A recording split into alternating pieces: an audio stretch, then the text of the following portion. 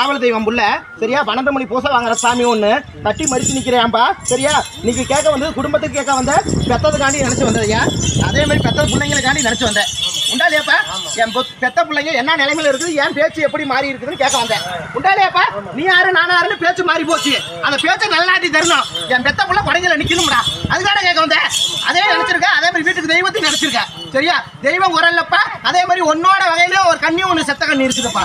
உண்டாலியாப்பா உன்னோட மாட ஒரு கண்ணி ஒன்று இருக்குது. கண்ணி தெய்வம் கூட வந்து நின்னாலும் நீ குடும்பத்துல பெத்ததுல பேச்சு கேட்காம இருக்குது. அதே மாத்தி கொடுத்து உன் குடும்பத்தை நல்லபடி ஆக்கி தரேன்டா.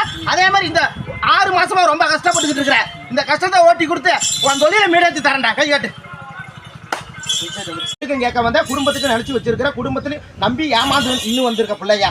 இல்லையாப்பா நம்ப வச்சு ஏமாந்துருக்காங்க. இடத்தாலையும் கொஞ்சம் பிரச்சனை இருக்குது சரியா. குடும்பத்துல ஒண்ணு சிக்கல் பிரச்சனையா கிடக்குது. அந்த சிக்கல் பிரச்சனையை வழி வெட்டி கொடுக்கணும்னு கேட்க வந்தேன். அந்த இடத்துக்கு ஒரு நல்ல வழி வெட்டி கொடுன்னு கேட்க வந்தேன். குடும்பத்துல ஒண்ணு தட்டி போயிட்டு இருக்கேன் அந்த ஒரு 6 மாசமா சரியா. அதை எனக்கு நிப்பாட்டி கொடுக்கணும்னு கேட்க வந்தேன் சரியா.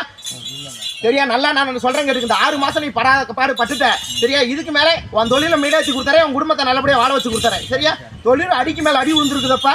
அதுல போட்டதும் முதல்ல எடுக்க முடியாது. தட்டி தடுமாறி இருக்கிற அதை நல்லபடியாக அவனுக்கு அமைச்சு தரேன் சரியா. என்கிட்ட வந்துட்டு போறதுல 5 நாளுக்குள்ள அவனுக்கு சுத்தம் கட்டி தரேன். கை காட்டு. எட்டி பரப்பிட்டேன். தோல் மேல நிக்கிறேன். பேசணும். எனக்கு ஒன்ன மாதிரி உட்காரணும். எனக்கு ஒரு வாய்ப்பு கொடுத்து பாரு சாமி. நானும் உட்காரணும். எனக்கு இறக்கி விட்டு கொடுக்குன்னு கேட்க வந்தப்பா சரியா. தெய்வம்னு கும்பிட்டேன். அந்த உடம்பு ஆனால் சிலுக்குது, மற்றது எதுவும் காட்ட மாட்டேங்குதுப்பா. அப்படித்தாப்பா இருக்குது. அதை கட்டி எழுப்பி கொடுன்னு கேட்க வந்தப்பா சரியா. அதை சுத்தம் பண்ணி கொடு.